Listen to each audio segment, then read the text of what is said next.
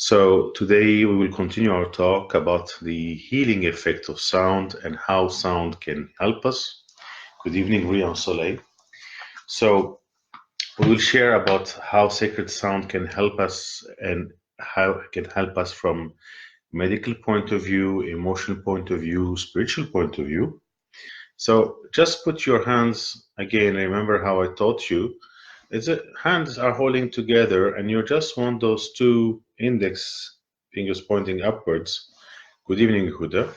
And you want to have the thumbs free against the heart and ideally against the chin. And we will do 3 deep arms together of connection. So deep breath in.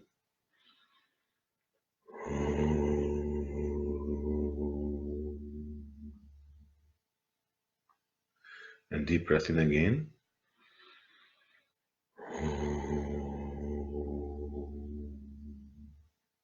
And again, deep breath in.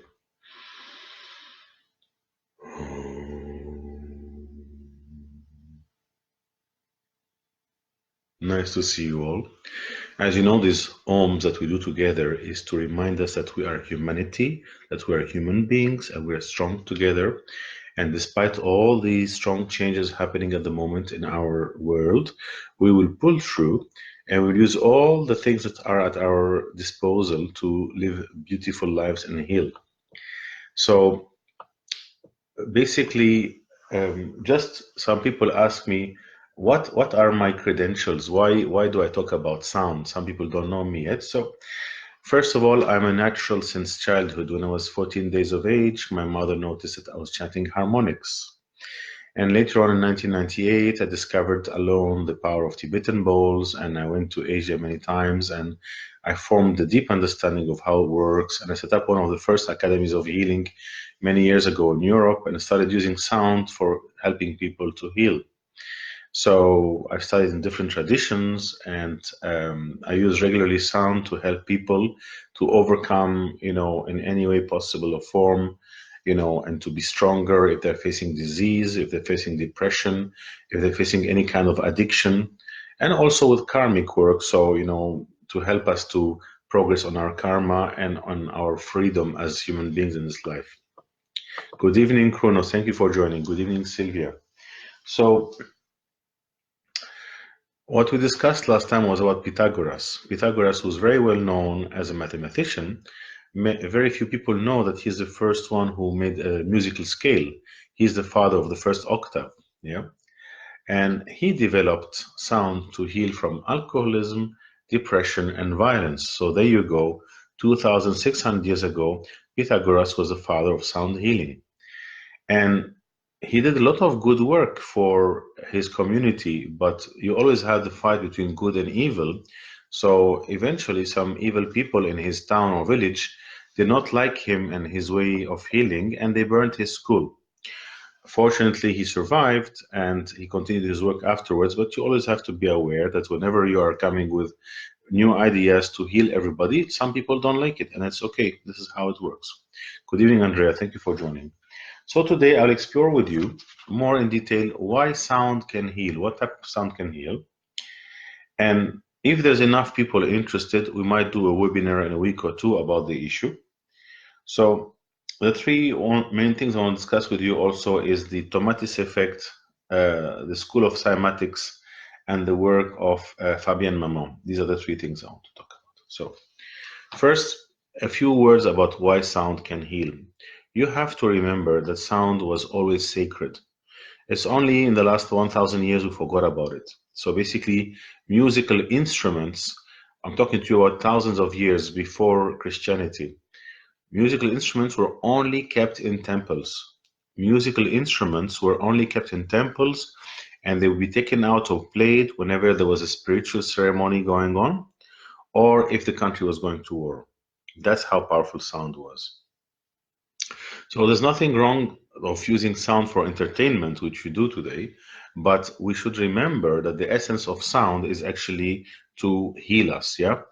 So, it's like when you eat food, you can eat food just to nibble and enjoy yourself with food, but you don't forget that food is the essential nutrition of the body, and you have to be careful what food you're eating, then the same thing, then when you're using sound, you should be very careful how you are functioning with sound.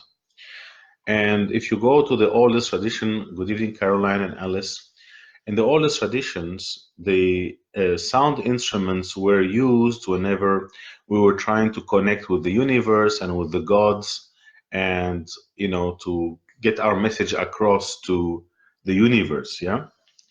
And actually, these little things that are here, which we call Tibetan bowls, they're old instruments that were used in Tibet hundreds of years ago. This one in particular is a very old piece, as you can see it here.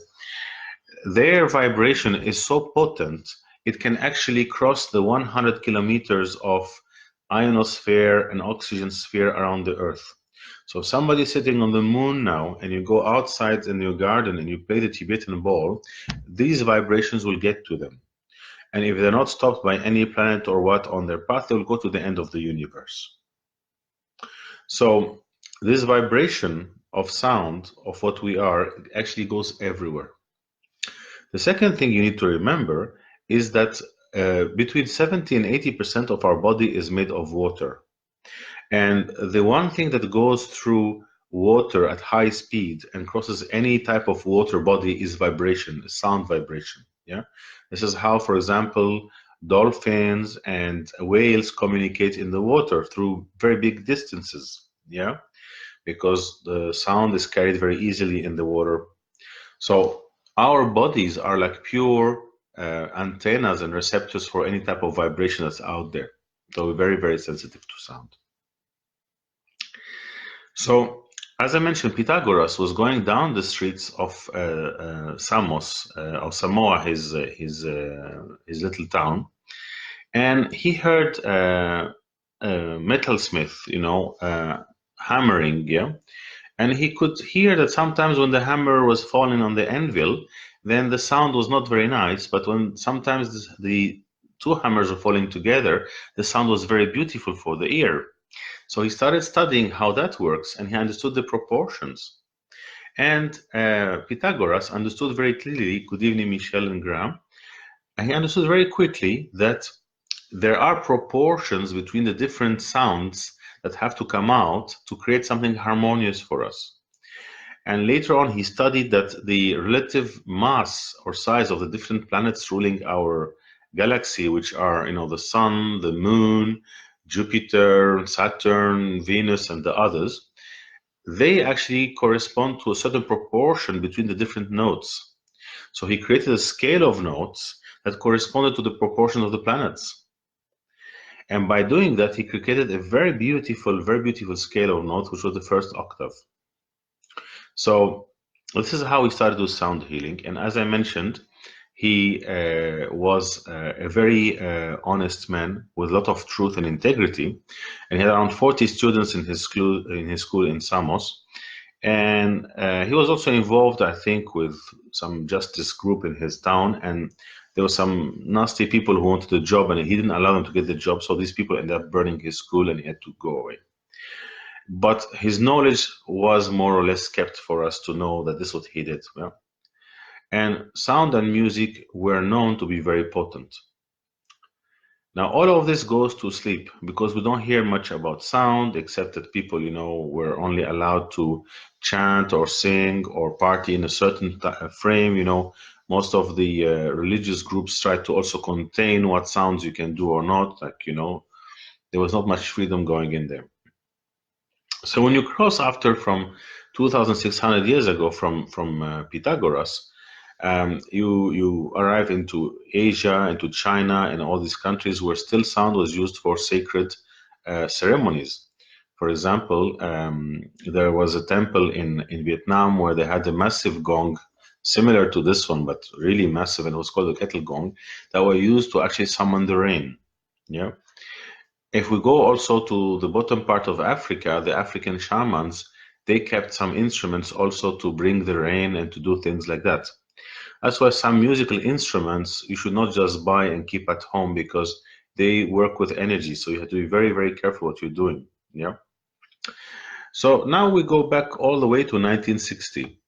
So Brian Soleil is saying mantras and Tibetan bowl are the most special tools you offer me, man, for my healing path. Thank you. And I agree 100% about the benefits of sacred sound after my own experience. Gratitude. Thank you, Brian Soleil, for your comment. Thank you so much.